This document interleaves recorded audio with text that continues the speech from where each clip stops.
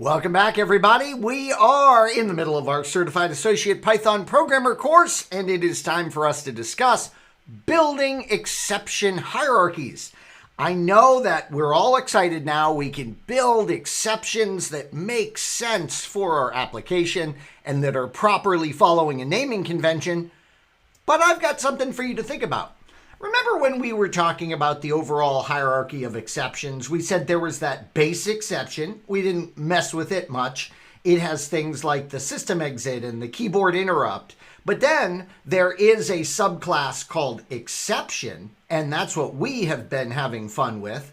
But notice, look what Python did themselves. It was so smart. They have a arithmetic error, and below that, they have specific arithmetic errors. So that's something that you're probably going to want to take advantage of. Yeah, for sure.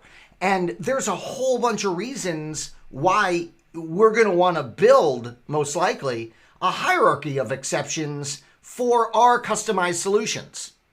First of all, it makes sense just from a logic perspective, right? And keeping things kind of organized perspective that we would want to. It makes a lot of sense. It's going to help us to, as much as possible, group related errors together. Sure. I mean, this is always good to organize the logic of our programs whenever possible. Now, something else is a shared base class would catch the whole family at once. So remember, we are creating an exception from another exception. We are creating a subclass from a class when we do this. And that original class, that base class, is going to catch all of the subclasses. So we really can use that to our advantage. And of course, we could always catch just a specific error, as we will demonstrate to you in this presentation. Finally, whenever you're really giving thought to your errors like this and you're building a well thought through hierarchy of them, it's going to really help you overall in the long run when it comes to more scalable error handling. And we always want scalable and flexible error handling, as you might guess. Well, let's take a look at some syntax here then. And you already know it. Yeah, you already know the syntax. That's great.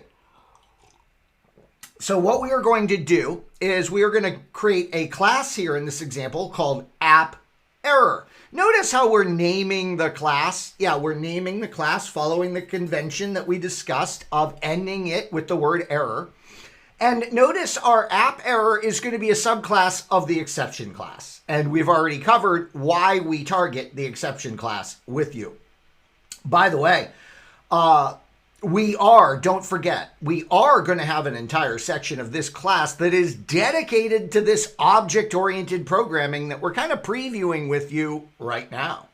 So we use the past statement as we've discussed because there's nothing more to do there. Then notice what we do. I love it. We create a subclass of our subclass. So we take the app error that we created and we create a database error.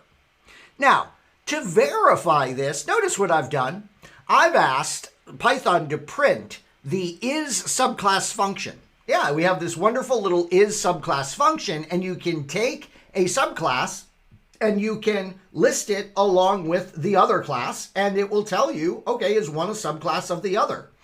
And if you look at this example, we're asking if database error is a subclass of app error. The answer to that is obvious. It's true.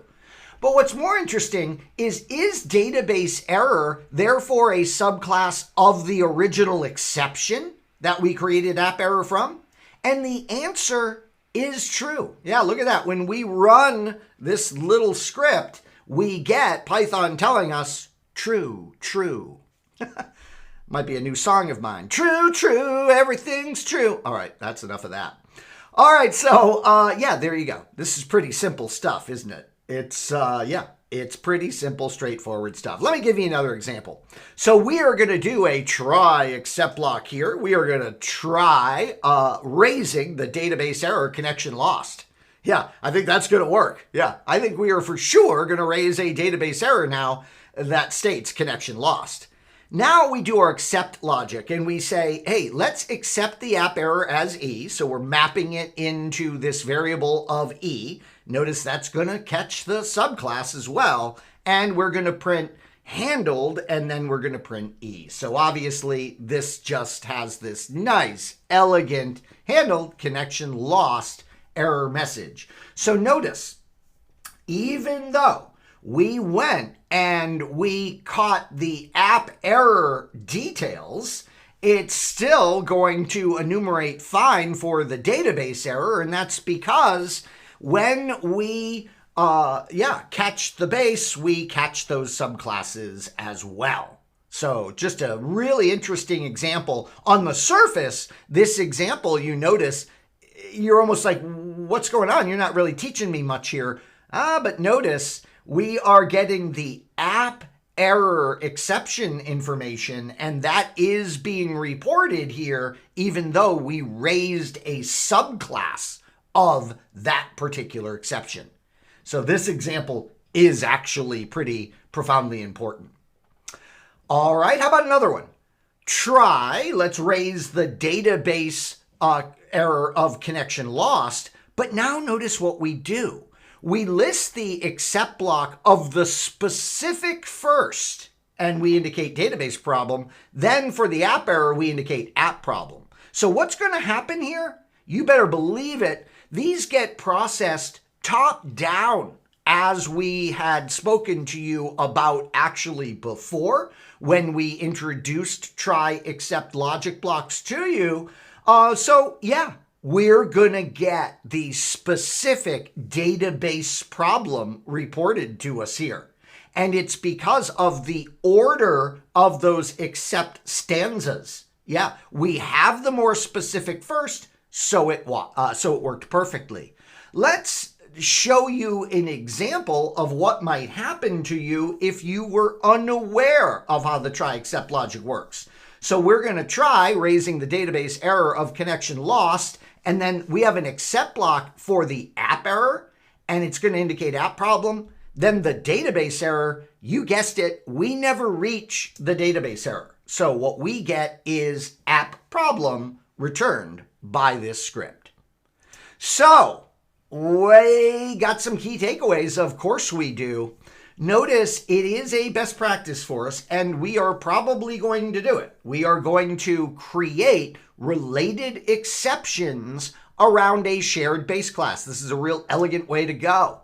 Catching the base to handle the whole family can work, and I think what's going to be more valuable for us than that, of course, is that we can catch those subclasses for those finer controls. Just remember, of course, the specific ones need to be listed before the general ones, and a subclass is its base. So that whole is subclass true? We experimented with that, and we saw that, yeah, all these things get related, right? We have our original base class, and then we create a subclass of that, we create a subclass of that, we create a subclass of that. All those subclasses are considered part of that base class.